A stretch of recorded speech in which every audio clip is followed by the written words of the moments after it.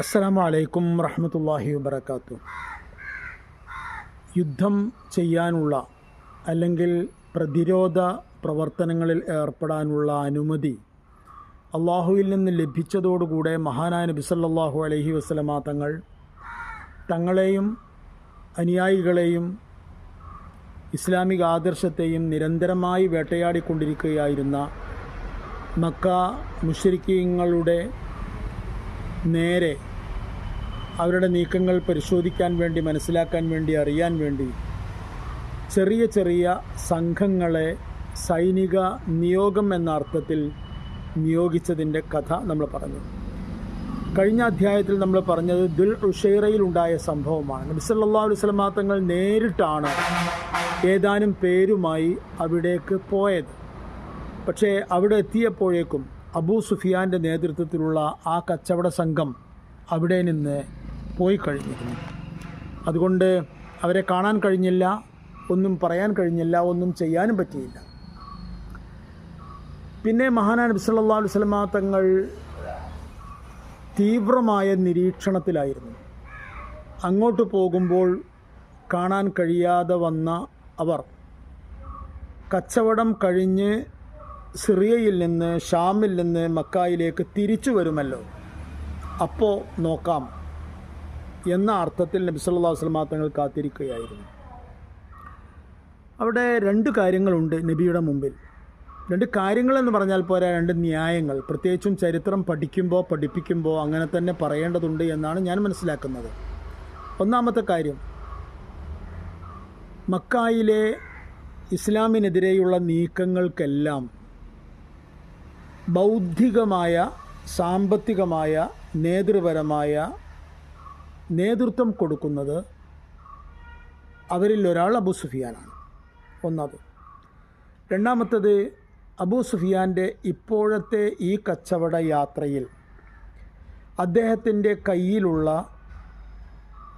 വസ്തുവകകളിൽ അധികവും മക്കയിൽ മുഹാജിറുകൾ ഉപേക്ഷിച്ച് പോന്ന സമ്പത്തായിരുന്നു.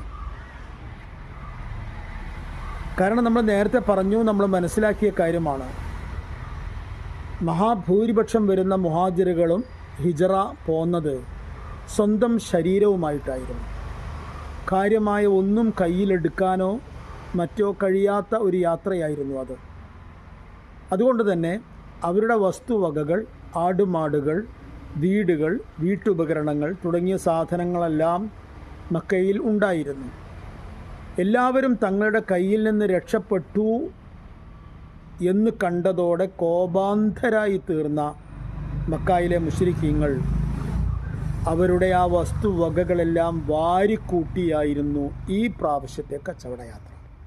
അതുകൊണ്ട് അബൂ സുഫിയാൻ്റെ കച്ചവട സംഘത്തിലെ സ്വത്തുവകകൾ ശരിക്കും മുഹാജിറുകളായ ആൾക്കാർക്ക് കൂടി അവകാശപ്പെട്ടതാണ്. അവരുടേത് മാത്രമാണ് എന്ന് പറയാൻ കഴിയുന്നില്ല, എങ്കിൽ പോലും അവർക്ക് കൂടി അവകാശപ്പെട്ടതാണ്.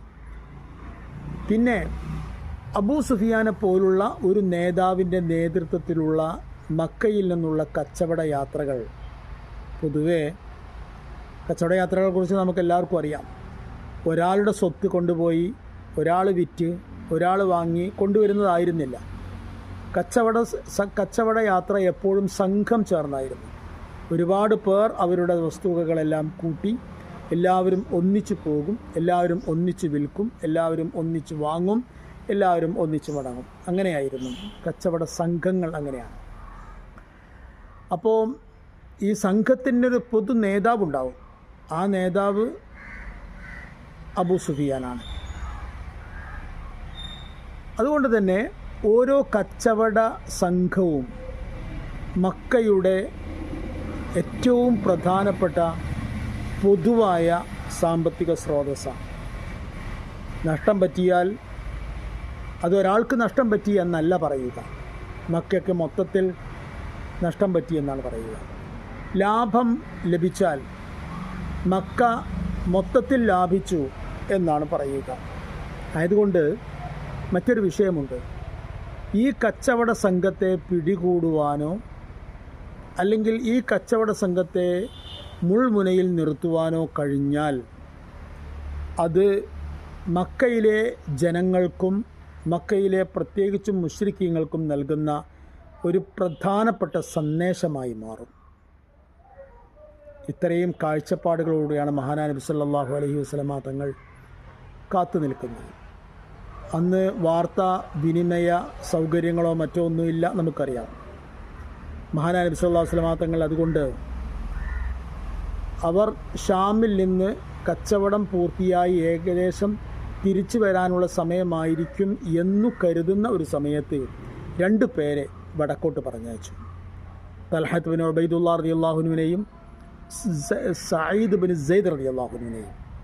അവർ 2 പേരും വടക്കോട്ട് പോയി ഹൗറയിലെത്തി.